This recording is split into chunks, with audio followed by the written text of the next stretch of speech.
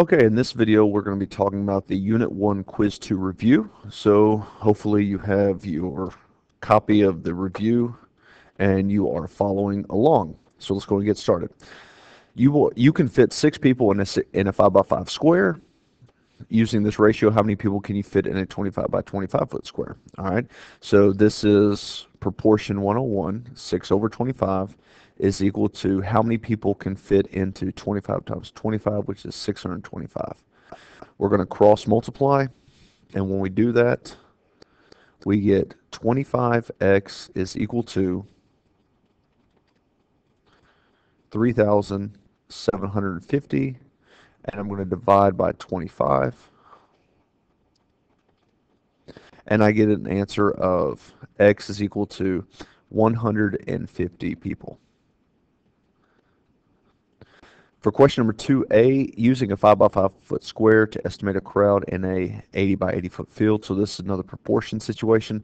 But notice we don't know how many people can actually fit into the square. For question number 1, it had 6 people can fit in the square. Here, we have no idea. So we're going to have to use E. So E represents how many people would fit in the square if we were given that information, but we're not. X over 6,400, cross multiply, you get 25x is equal to 6,400 E.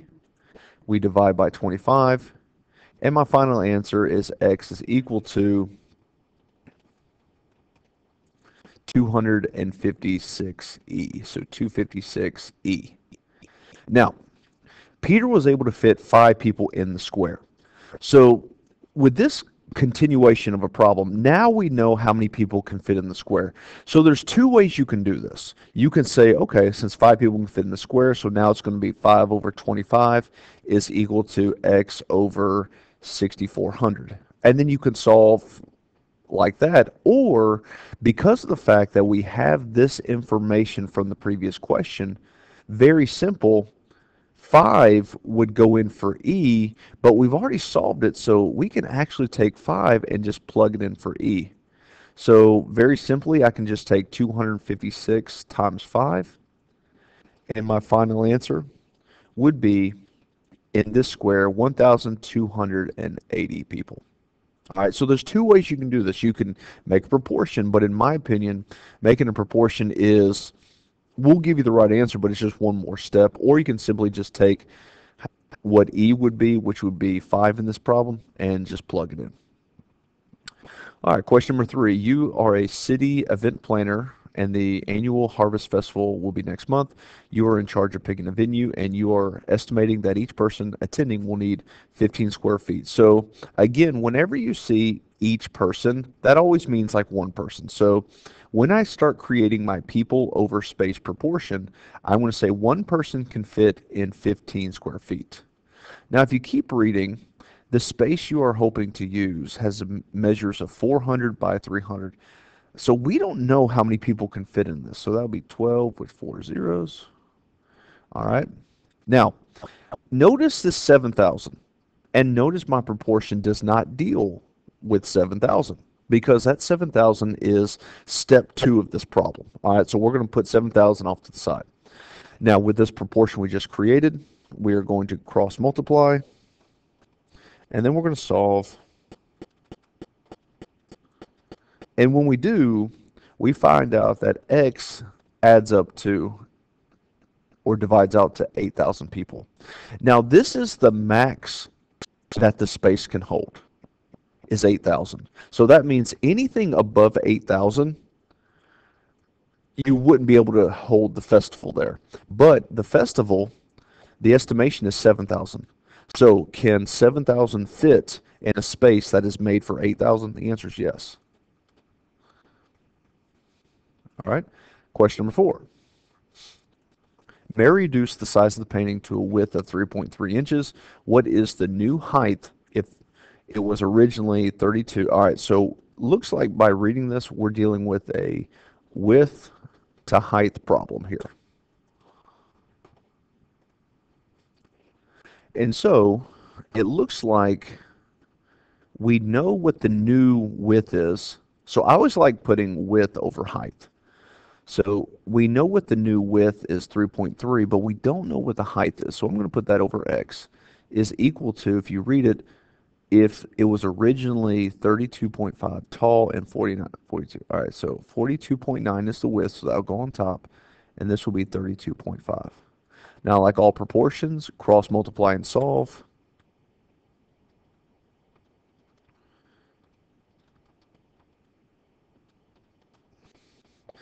And you get an overall height of 2.5 inches.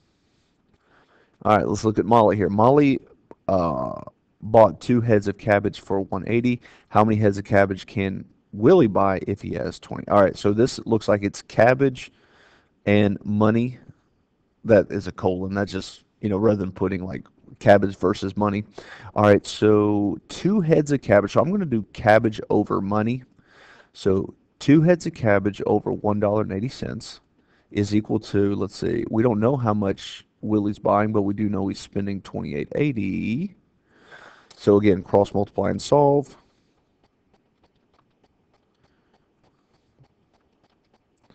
It looks like Willie bought 32 heads of cabbage. All right, moving on.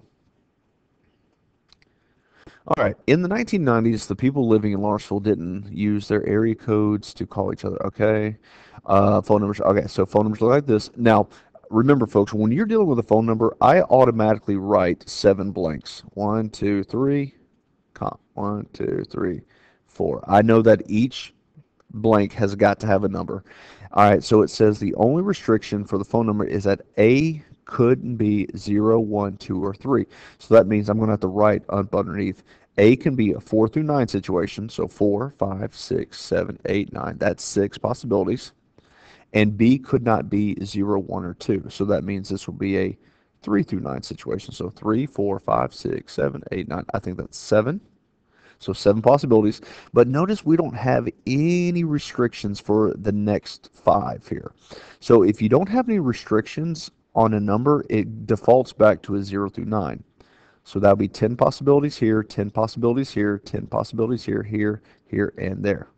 So 6 times 7 with 5 zeros, I think. Yeah. So that means in this particular problem, you have a grand total of 4, 2, 1, 2, 3, 4, 5. So that's 4,200,000. Now it says in 1996, Lawrenceville adopted 2 area codes. So let me kind of clean this up. Now, to visually see this, okay, I know I've done this with most of the questions we've had. I'm going to do it one more time.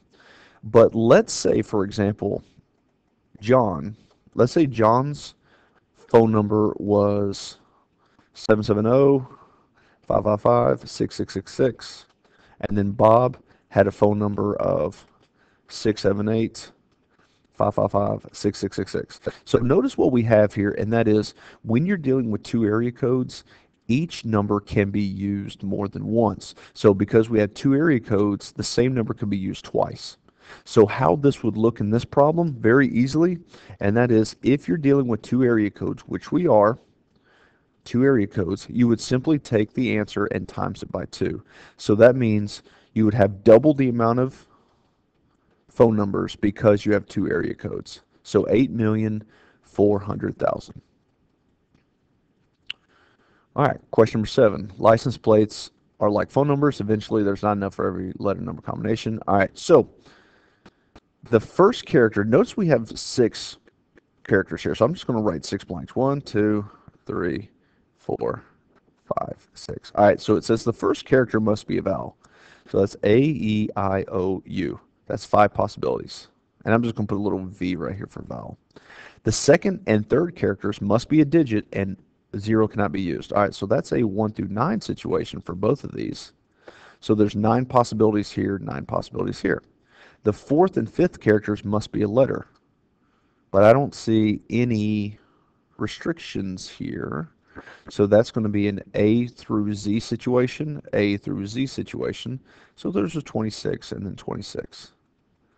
Now, The last character can either be a digit or a letter, or a letter or a digit. So let's see. So it could either be an A through Z, or it could be a 0 through 9. Well, A through Z is 26. 0 through 9 is 10. But you would add them, which would give you a grand total of 36 possibilities. Okay? Now, once you get all your numbers, you simply just multiply them together. So 5 times 9 times 9 times 26 times 26 times 36, you get an answer of, it looks like we're in the 9 millions. We'll just do this in red here. So it looks like 9,856,080 possible combinations. All right. Georgia put a restriction on license plates and state the first three characters must be letters and the last three must be numbers. All right. So 1, 2, 3, 4, 5, 6. So the first three characters must be letters. So that'll be letter, letter, letter, and the last will be numbers. So number, number, numbers. Now there looks to be no restrictions. So this is going to be an easy one. That's 26 times 26 times 26. And the number would be 10, 10, 10. All right. So 26 times 26 times 26 times. All right.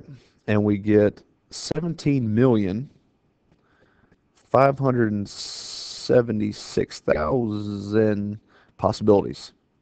Now, this is where it gets a little confusing for this one that says, in 2015, Georgia adopted a new system where the letters could be switched with the numbers.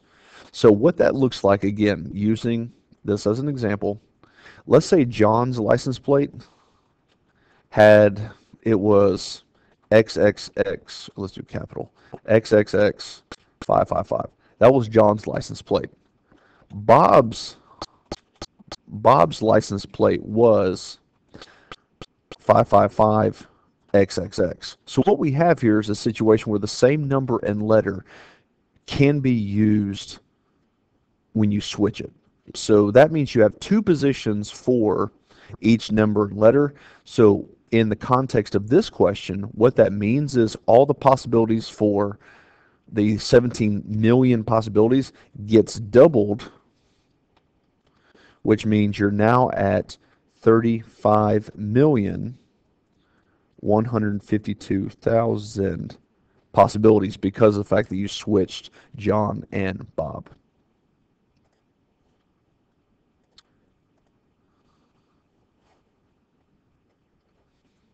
All right. So for question number 10, we are now dealing with a rectangular chalkboard. The chalkboard's dimensions have an aspect ratio of 5:3. If the height of the board was 35 inches, so let's see. So we have 35 inches. What is X, which is the width? Okay, so what we don't know is the width. Now, when we were going over this in class, I told you to pay attention to two things. So whenever you're dealing with rectangles or TVs, when you are finding the size or you're given the size, you always use the Pythagorean theorem. But when you are trying to find the height and width, which means the size is not given, basically, you are going to create a proportion. Okay? So in this problem, we're not given the size. So that means we're going to create a proportion. So the proportion that we're going to create is going to be a width over height situation. That's an H. And so it would be a 5/3 is equal to X over 35. So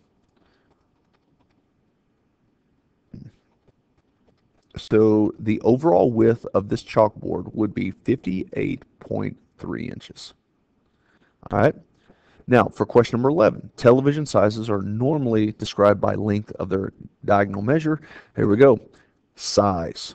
So again, whenever you're dealing with size, going back to that last screen here, I'm giving my size, so that means I'm going to do the Pythagorean theorem.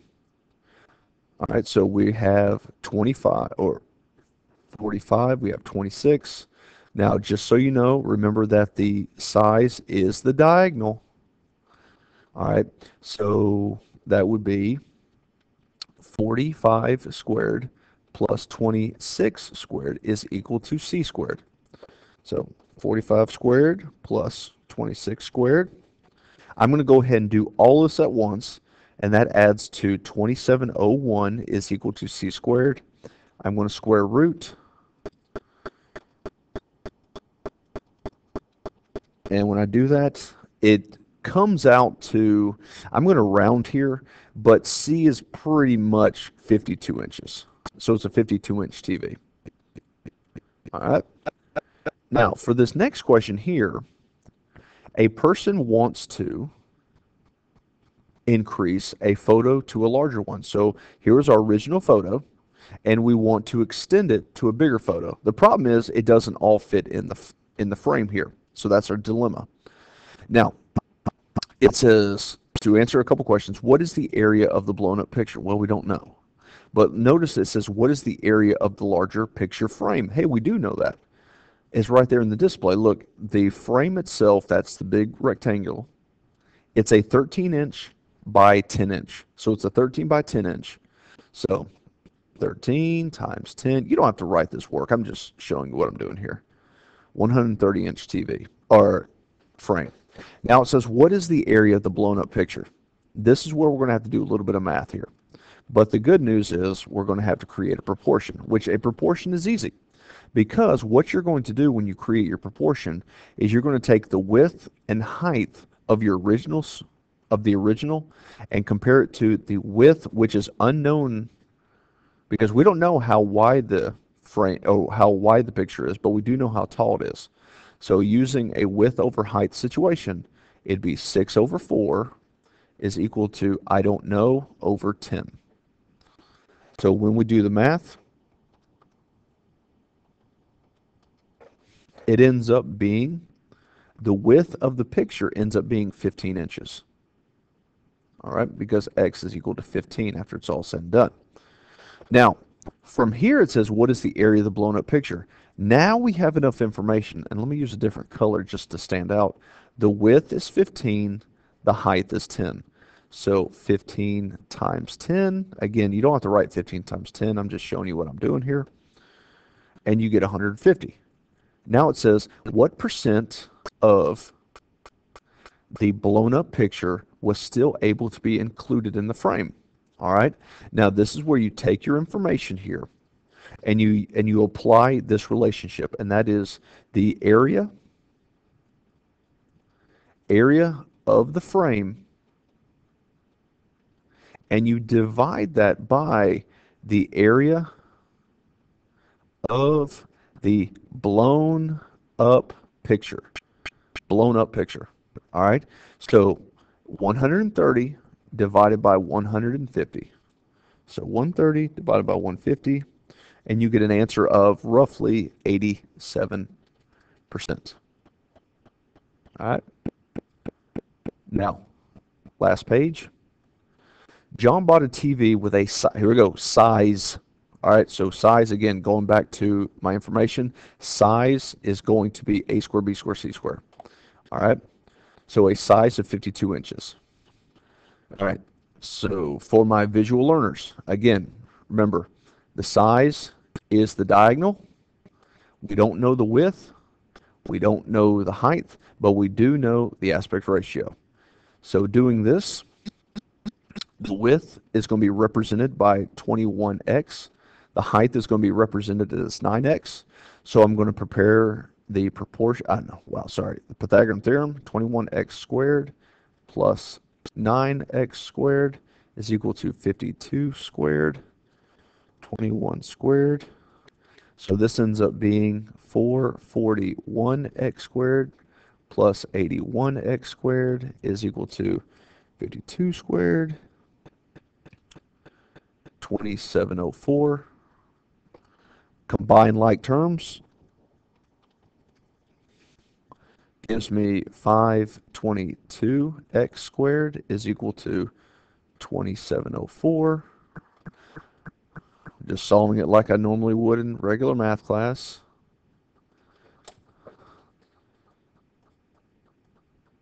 There we go. And then I would divide, oh, ran out of room, but I would divide by 522. That was supposed to be a 2. 522, divide by 522, and x squared is equal to,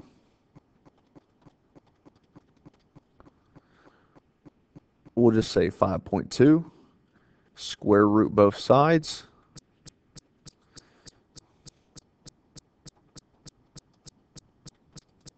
and you end up with x is equal, I'm just going to go ahead and put it in the blank here. Uh-oh. My hand is working faster than my mouse. There we go. Let's see if we can go back. All right. So x ends up being 2. The dot means I just want you to use one decimal, 2.3. Now to find the width, very simply, if you know the x is 2.3, plug it in for 21x. So 2.3 times 21. We're rounding to the nearest whole, so we're going to say 48. That is not a 0.48, that stray x there. I don't want that to cause people problems. And then I'm going to take 2.3, plug it in times 9. 9 times 2.3. That gives me a height of 21. 48 times 21 gives me an overall area of 1,008. And lastly, one of these proud questions. Each zone is 1,200 square feet. So each zone is 1,200 square feet. So that means each zone, zone 1 is 1,200, zone 2 is 1,200, zone 3 is 1,200. You get the idea. All right. And since I'm already writing it 5 times, I'll just write it 6 times. Now, very simple, and that is prediction of each zone. It says zone 1 and zone 4, 10 square feet per person. So what I would simply do, I would just divide by 10, because the whole thing is 1,200 square feet, and each person takes up 10 square feet. You just divide it out and put 120, 120, and then zone 2 and 5, divide that by 12. You can create a proportion, but at this point in time, I'm hoping that you don't have to. I knew that was 100. I don't know why I typed into the computer or calculator. And then zone 3 and 4. The further away you are from the stage, the less people will be in there. So that's why we're dealing with 30 square feet. So 1,200 divided by 30 square feet gives you 40 people. Gives you 40 people. So we just add up all of our zones.